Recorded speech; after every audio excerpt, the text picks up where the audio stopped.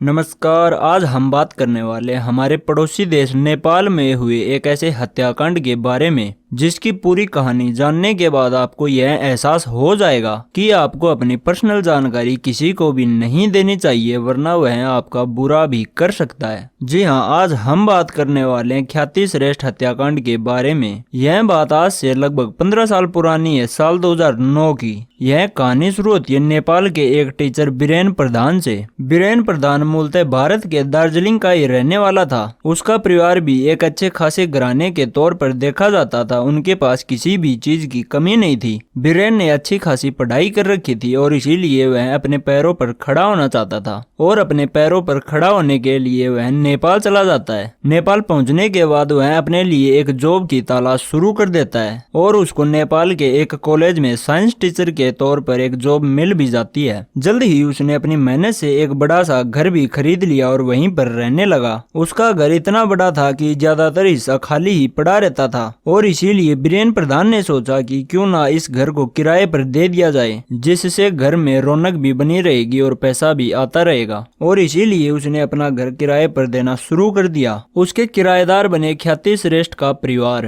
ख्याति के परिवार में 3 लोग थे, ख्याति के माता पिता और एक ख्याति खुद। ख्याति के परिवार के लिए एक नौकर भी काम करता था। उस समय ख्याति अपनी स्कूल की पढ़ाई कर रही थी और बीरेन प्रधान एक कॉलेज में टीचर था। ख्याति के माता पिता ने ख्याति का ट्यूशन बीरेन प्रधान के पास ही लगवा दिया। सब कुछ अच्छा चल ही रहा था कि एक दिन बीरेन प्रधान ने अपना घर अचानक से बेच दिया। इसीलिए ख्याति के परिवार को भी वह घर खाली करके जाना पड़ा और वह लोग घर खाली करके बीरथ नगर में रहने चले गए और बीरेन प्रधान भी दूसरे इलाके में अपना किराए का घर लेकर रहने लगा। ख्याति के माता पिता उसको अच्छी शिक्षा देना चाहते थे। उनका सपना था कि ख्याति बड़ी होकर कुछ बड़ा करे और इसीलिए वह लोग बीरथ नगर से नेपाल की राजधानी काठमांडू चले जाते हैं और ख्याति का एडमिशन जुबिलिएट कॉलेज रिसर्च सेंटर में करवा देते हैं। अब ख्याति वहां से अपनी पढ़ाई करने लगी और 5 जून 2009 का समय आ जाता है। 5 जून 2009 को ख्याति के पास उसके मोबाइल पर एक एसएमएस आता है। जब ख्याति उस एसएमएस को पढ़ती है तो वह बहुत ही ज्यादा खुश हो जाती है, क्योंकि उस एसएमएस में लिखा हुआ था कि आपने वुमन मैगजीन की तरफ से एक लकी ड्रॉ में 20,000 रुपए कैश और नेपाल के सबसे खूबसूरत जगह पोखरा की एक टिकट जीती है। यह एसएमएस पढ़कर वह खुश हो ही रही थी कि उसके पास एक कॉल आ जाता है। जब ख्याति उस कॉल को उठाती है तो दूसरी तरफ से एक महिला ख्याति से बात करती है। वह महिला बताती है कि वह वुमन मैगजीन की रिप्रेजेंटेटिव है और उसको वही बात बताती है कि आपने 20,000 रुपए कैश और पोखरा की एक टिकट जीती है। आपको यह लेने के लिए पुताली सड़क पर आना होगा। जब ख्याति यह बात अपने माता पिता को बताती है तो वह लोग भी बहुत ही ज्यादा खुश हो जाते हैं कि हमारी बेटी ने लकी ड्रॉ जीता है और अपनी बेटी ख्याति को घर के नौकर राम के साथ बताए गए एड्रेस पर भेज देती है। आज के समय में तो इन सभी स्कैम के बारे में सभी को पता है। इन सभी स्कैम्स पर बहुत सारी फिल्में, वेब सीरीज भी बन चुकी हैं, लेकिन साल 2009 में लोगों को इन सभी स्कैम्स के बारे में कुछ भी नहीं पता था। एक बार तो साल 2019 में इन स्कैम्स का शिकार मैं खुद भी हो चुका हूँ। मैंने बहुत मेहनत करके 10,000 रुपए इकट्ठे किए और वह रुपए मेरे अकाउंट से निकल गए। मुझे बहुत ही ज्यादा दुख हुआ था। खैर, इन सभी बातों को साइड में रखते हैं। ख्याति बताए गए एड्रेस पर पहुंच जाती है और घर का नौकर राम वहां पर उसको छोड़कर घर चला जाता है, क्योंकि ख्याति ने अपने घर पर बता रखा था कि इन सभी कामों में कुछ ज्यादा ही वक्त लग सकता है। आप चिंता मत करना, मैं अपने आप लौट आऊंगी। लेकिन ख्याति को घर से गए हुए दोपहर से रात हो जाती है। घर वाले उसकी राह देख रहे थे कि बेटी अब तक घर क्यों नहीं लौटी। कि तभी ख्याति के पिता के पास एक एसएमएस आता है। जब ख्याति के पिता उस एसएमएस को पढ़ते हैं तो उनके पैरों तले से जमीन खिसक जाती है, उनको पसीने आने लगते हैं। तो उस मैसेज में ऐसा क्या था जिसकी वजह से ख्याति के पिता इतना ज्यादा घबरा गए।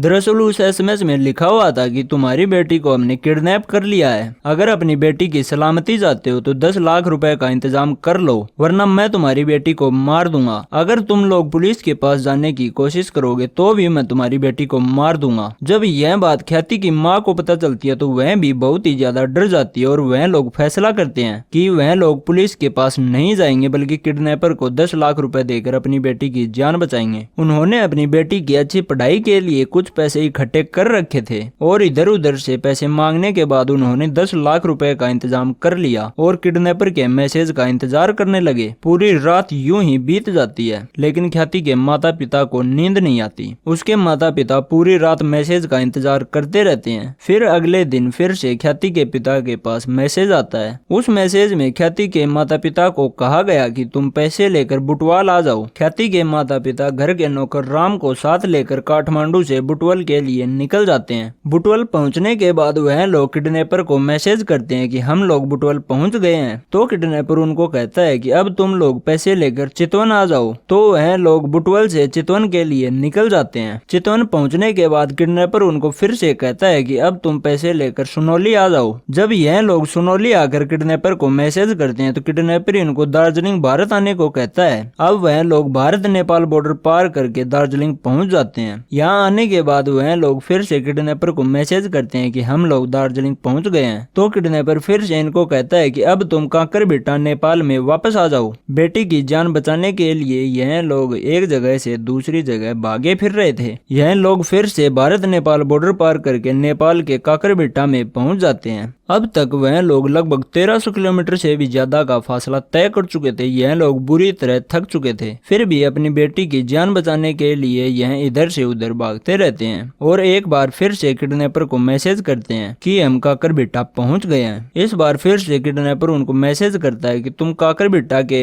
एक होटल के एड्रेस पर आ जाओ और वह लोग काकरबिट्टा के उस हॉस्टल के बाहर पहुंच जाते हैं। उस होटल के बाहर ख्याति की माँ को उनका पुराना मकान मालिक बीरेन प्रधान भी दिखाई देता है, लेकिन वह उनके पास नहीं जाती क्योंकि वह बेटी की चिंता में डूबी हुई थी और ना ही पुराना मकान मालिक बीरेन प्रधान उनके पास आता है कि तभी उनके पास किडनैपर का एसएमएस भी आ जाता है। किडनैपर उनको कहता है कि अपने नौकर राम को पैसे देकर होटल के अंदर भेज दो और यहाँ से वापस अपने घर लौट जाओ, तुम्हारी बेटी मिल जाएगी। तो वह लोग नौकर राम को पैसे देकर होटल के अंदर भेज देते हैं और पैसे देकर अपने घर वापस काठमांडू के लिए निकल जाते हैं। वह सोच रहे थे कि उनकी बेटी अब तक घर पहुंच चुकी होगी। वह लोग जल्दी जल्दी अपने घर पहुंचते हैं, लेकिन उनकी बेटी घर पर नहीं थी। वह लोग इंतजार करने लगते हैं कि बेटी घर वापस कब लौटेगी। काफी समय बीत जाने पर भी बेटी का कोई अता पता नहीं था। वह लोग फिर से किडनैपर को मैसेज करते हैं, लेकिन किडनैपर मैसेज का कोई जवाब नहीं देता। कॉल करने पर किडनैपर का फोन स्विच ऑफ आता है। वह लोग बार बार कई कॉल करते हैं, लेकिन किडनैपर का कॉल नहीं लगता। इसके बाद वह थक हार कर पुलिस के पास जाने की सोचते हैं और आखिरकार वह पुलिस के पास पहुंच ही जाते हैं। पुलिस वाले उनकी कंप्लेंट लिख लेते हैं और घर वालों से सारी बात पूछते हैं। ख्याति के घर वाले भी पुलिस को सारी बात सच सच बता देते हैं। पुलिस वाले ख्याति के माता पिता से भी पूछताछ करते हैं कि क्या कोई ऐसी चीज है जो इस घटना में असामान्य लगी हो। तो ख्याति के घर वाले कहते हैं कि ऐसा कुछ भी नहीं था, लेकिन दिमाग पर जोर डालने पर ख्याति की माँ को याद आता है कि जब वह लोग पैसे देने के लिए उस होटल में गए थे,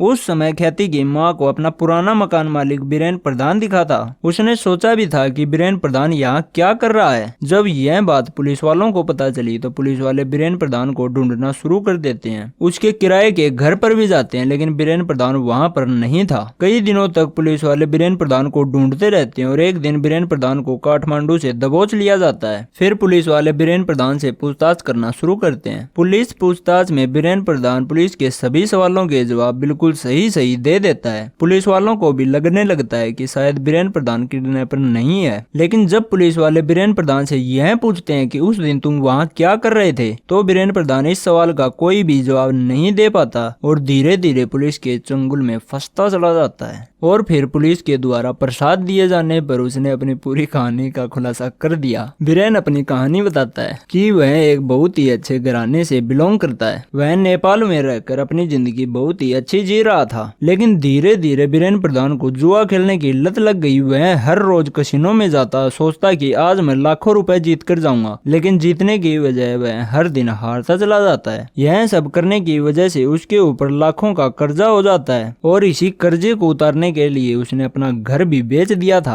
लेकिन कर्जा इतना ज्यादा था कि घर बेचने पर भी उसका पूरा कर्जा खत्म नहीं हुआ। उसको कर्जदार हर रोज परेशान करने लगे थे। एक दिन बीरेन प्रधान को पता चलता है कि ख्याति का परिवार काठमांडू में शिफ्ट हो गया है और इसीलिए वह उनसे मिलने चले जाता है। उनकी आपस में बातचीत होती है और इसी बातचीत में ख्याति के माता पिता बीरेन प्रधान को बताते हैं कि वह लोग अपनी बेटी को आगे की पढ़ाई के लिए विदेश भेजना चाहते हैं। इसके लिए उन्होंने अपनी जीवन की बहुत सी कमाई जोड़ रखी और साथ ही ही एक जगह पर अपनी जमीन भी बेच दी है। जब यह बात बीरेन प्रधान को पता चलती है तो उसके मन में भी लालच आ जाता है और उनसे पैसे निकलवाने का प्लान बनाने लगता है। इसके बाद उसने पूरी प्लानिंग कर ली और एक महिला को भी इस सब में इन्वॉल्व कर लिया। उस महिला का नाम था मेरिना साकिया। उस दिन ख्याति को वुमेन मैगजीन के रिप्रेजेंटेटिव बनकर मेरिना साकिया ने ही कॉल किया था। जब ख्याति के घर का नौकर उसे उस पुताले सड़क पर छोड़कर वापस लौट गया, उसके बाद मेरिना ख्याति के पास आती है और अपने आप को वुमेन मैगजीन के रिप्रेजेंटेटिव बताती है। वह ख्याति को लेकर एक अपार्टमेंट में चली जाती है। जब ख्याति उस अपार्टमेंट के अंदर जाती है तो वहाँ उसको बीरेन प्रधान मिलता है। बीरेन प्रधान ख्याति को देखकर हैरान होने की नौटंकी करता है। वह ख्याति को कहता है कि वह अब इस मैगजीन के लिए काम करता है। उन दोनों के बीच बातचीत होना शुरू हो जाती है। तब तक मेरिना साकिया उस रूम से निकल चुकी थी। बातचीत होते होते ही बीरेन प्रधान ख्याति को कोल्ड ड्रिंक ऑफर करता है और ख्याति उस कोल्ड ड्रिंक को पी लेती है। उस कोल्ड ड्रिंक में नींद की गोलियां मिली हुई थी, जिससे ख्याति कोल्ड ड्रिंक पीते ही बेहोश हो जाती है। उसके बाद बीरेन प्रधान उसको मौत के घाट उतार देता है। उसकी बॉडी के छोटे छोटे टुकड़े करके आसपास के 20 किलोमीटर के दायरे में फेंक देता है और फिर ख्याति के पिता को 10 लाख रुपए मांगने के लिए कॉल करता है। इसके आगे की कहानी तो आप जानते ही हैं कि कैसे उसने ख्याति के घर वालों को पैसे लेकर एक जगह से दूसरी जगह आने को कहता रहा। जब इस मामले की सच्चाई नेपाल के आम जनता तक पहुंची तो लोगों में बहुत ही ज्यादा गुस्सा भर गया। वहां के स्टूडेंट्स ने उसको जल्द से जल्द सजा देने के लिए मांग शुरू कर दी और फिर बीरेन प्रधान को 39 साल 39 ईयर की सजा सुनाई जाती है और उसका साथ देने वाली मेरिना साकिया को 20 साल की सजा सुनाई जाती है। तो यह थी ख्याति श्रेष्ठा की पूरी कहानी और अब वक्त आ गया है उसी घिसे पिटे डायलॉग को बोलने का कि आपको यह कहानी कैसी लगी हमें कमेंट बॉक्स में जरूर बताएं। चैनल को जरूर सब्सक्राइब करें। थैंक यू, धन्यवाद। आप देख रहे हैं द स्टोरी टीवी।